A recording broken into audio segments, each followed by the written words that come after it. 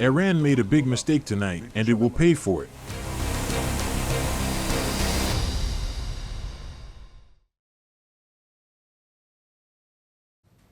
"180. That's the number of missiles Iran fired at Israel last night. It was a massive attack.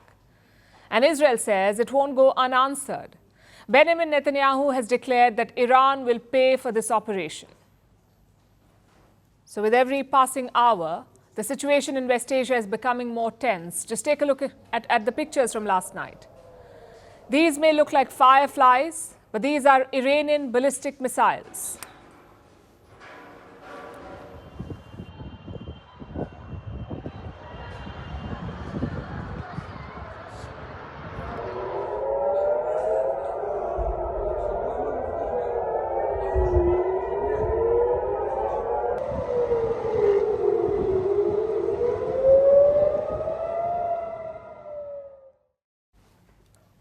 Those pictures were from Jerusalem, but across Israel, skies were filled with missiles yesterday. They were flying from all directions. It was a sweeping attack. Every major Israeli city was targeted.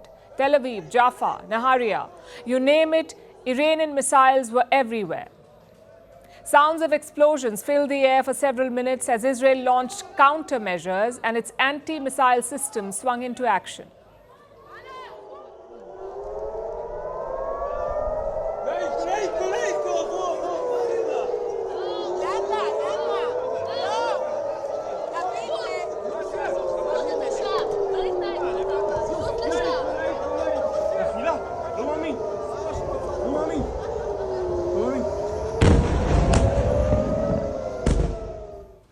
Israel says there were no major casualties. It was largely able to fend off this attack, but Tehran is challenging this claim. It says 90% of the Iranian missiles hit their targets. That's what Iran is saying. 90% hit their targets.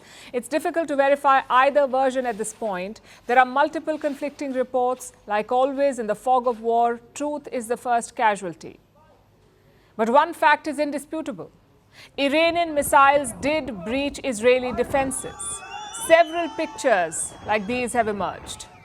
Missile shrapnel was found at multiple spots across Israel, also in the West Bank, killing at least one Palestinian. لا إله إلا الله لا إله إلا الله فوتوا يا شباب فوتوا بصراحة بصراحة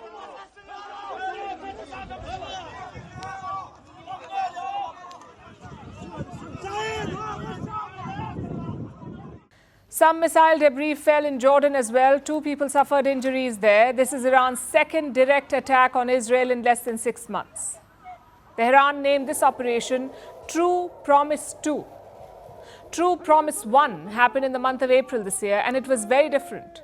Back then, Israel had carried out an operation in Syria. Israel had launched a strike targeting an Iranian diplomatic mission in Syria, so Tehran retaliated. It launched more than 100 missiles. It was quite dramatic, but it was a performative strike. The idea was not to inflict damage. It was to be seen as striking back, to be seen as doing something.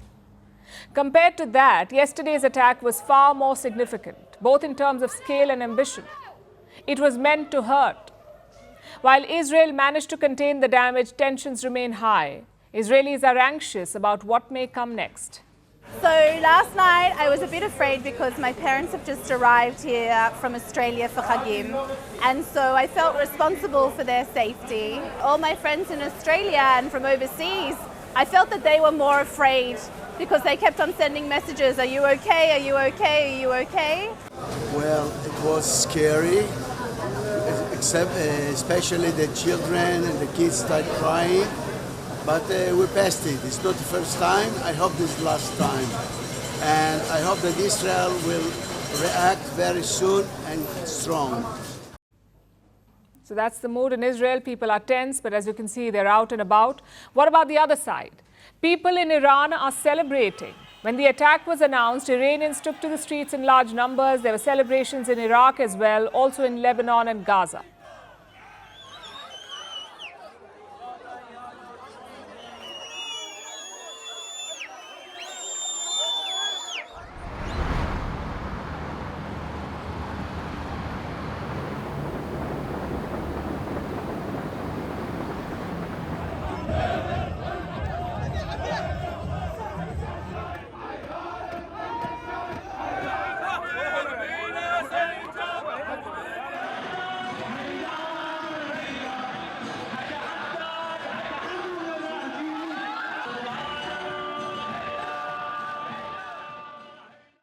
So Iran and its supporters in West Asia are celebrating.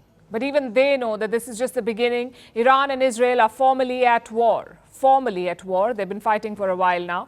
Netanyahu was quick to issue a statement. He said Iran has made a big mistake and he wants revenge. The regime in Iran does not understand our determination to defend ourselves and our determination to retaliate against our enemies. We will keep to the rule we have determined. Whoever attacks us, we attack them. Netanyahu was quick to follow through on this threat. Today, Israel intensified its campaign in Lebanon. Its troops entered Lebanese territory. They clashed with Hezbollah fighters. Hezbollah claims to have repelled the Israeli troops and killed 8 Israeli soldiers today. But Netanyahu remains undeterred. He has deployed more troops for the Lebanon operation and intensified the bombing campaign. Israel says it has destroyed more than 150 targets.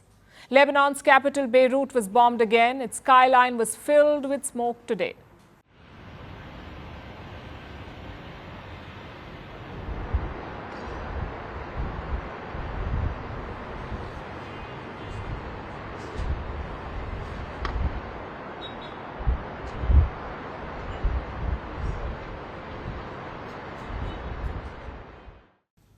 What about Iran? Well, Iran is not backing down either. Its president issued a statement today. That's Masoud Pezeshkian, the Iranian president. He said Iran's operation was a response to Israel's actions in Lebanon, the attacks against the Hezbollah. Pezeshkian says Iran will strike again if Israel does not stop. If Israel want to respond to the last night's attack, they will face a more severe response. Israel's Iron Dome is more fragile than glass, and the world needs to stop them and put this apartheid regime in their place. So both Israel and Iran are making fresh threats. No side wants to retreat. There's little room for diplomacy at the moment. As things stand, this war will continue. Firstpost decodes the U.S. election. Explains how America chooses its president. Your primer on the race to the White House. Everything you need to know about how America votes and its global implications. U.S. Election Explained. Every Monday and Thursday only on Firstpost.